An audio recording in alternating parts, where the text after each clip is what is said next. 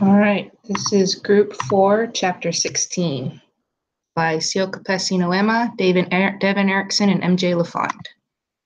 To introduce, in this presentation, we will go over how to recreate feedback mechanisms to enable us to improve the value stream at every stage of the service lifecycle. This helps our service to become production ready. It also helps to integrate what we learn from each release and production problem, resulting in better safety and productivity for everyone. Things that can be learned include allowing operations not to be afraid to deploy code. Use telemetry to make deployment safer. In this step, we ensure we are actively monitoring production telemetry. We also actively monitor metrics associated with our feature during deployment. The option that is the easiest and least risky is fix forward, which is when you make code changes that fix the defect that are then pushed back into production through the deployment pipeline. The graph to the left shows a deployment of PHP code that generated a PHP spike runtime warning that was fixed within minutes. Dev shares pager rotation duties with ops. To prevent having problems with deployment and releases from happening again, we have everyone in the value stream share the responsibilities of handling operation incidents.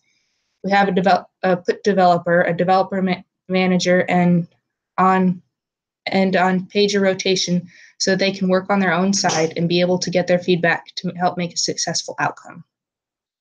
Have developers follow work downstream. Companies in the downstream sector are those that provide the closest link in the everyday users. The most common reaction for developers after participating in a customer observation is dismay, often stating how awful it was seeing the many ways we have been inflicting pain on our customers. Customer feedback is always a way or solution to our problems or in finding some of the errors in our operation. Have developers initially manage their production service.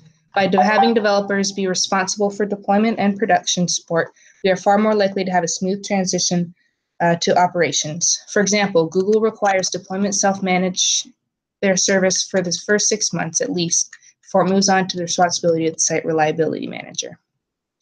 In conclusion, creating feedback mechanisms enable us to improve the value stream at every stage of the service lifecycle. This helps our services become production ready. It also helps to integrate what we learn from each release and production problem, resulting in better safety and productivity for everyone. Thanks for watching.